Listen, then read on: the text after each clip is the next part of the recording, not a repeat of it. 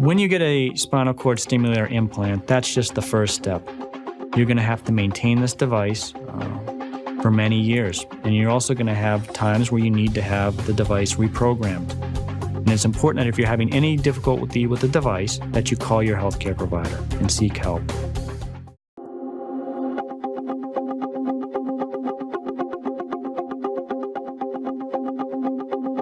In order to get the best results with the spinal cord stimulator system, there's a few key tips that I would give you. The first tip is make sure that if you have a rechargeable battery, that you understand how to maintain that battery and how to recharge it appropriately, because that will improve the lifespan of your device. The difference between a rechargeable unit and a non-rechargeable unit is, one, size.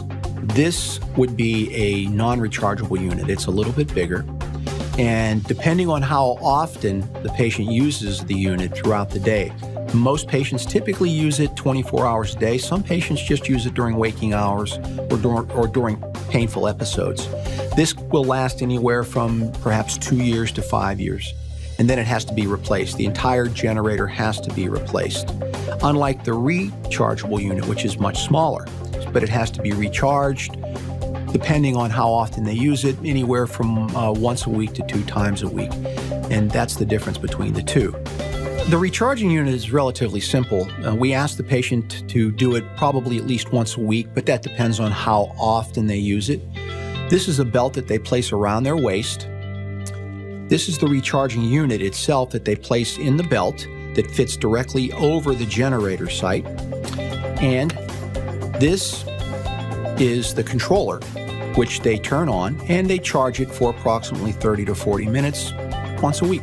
I have a belt that puts around my waist, and there's a charger on it, and it goes over top of the batteries that's implanted in my body.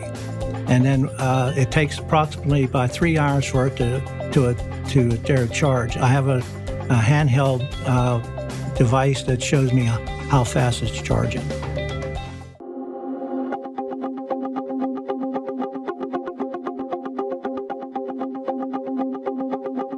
The second thing is make sure you really understand the programmer, and make sure think of it like a TV remote control. If you want to get the most out of your device, that's the programmer that allows you to control your device.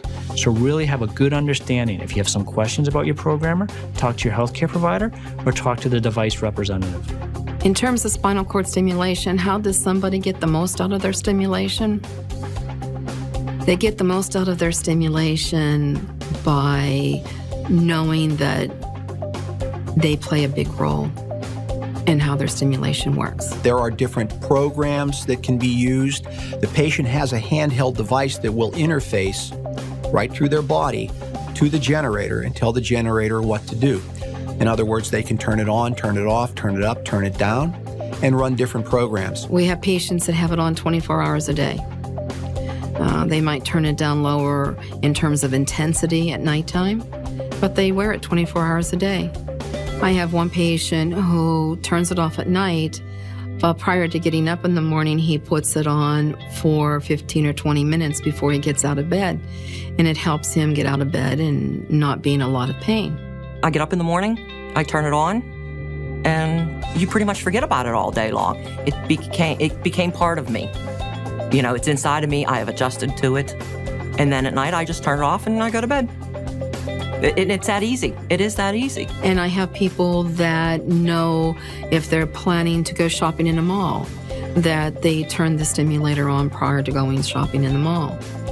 So first of all is knowing your body and knowing how your body responds to that stimulation, knowing your pain and knowing what triggers your pain more and how you can work stimulation into helping reduce your pain. When I do a lot of walking, I bring it down into my legs.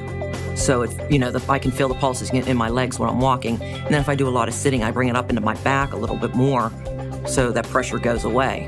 We actually spend a lot of time with the patient, teaching the patient the different programs. But more than that, we have the patient's significant other or close family member with the patient when we're teaching the patient. The other thing we do that we make sure that we're available to the patient anytime the patient has a question about what they can do. Implantable devices for chronic pain can be very helpful. But again, in certain individuals, it's not for everyone. But in the appropriate individual, that has the appropriate outlook for the device, understands realistic expectations, is willing to have a productive relationship with their healthcare provider, and willing to care for the device appropriately. These can be very helpful devices that help you with pain control and improve your function.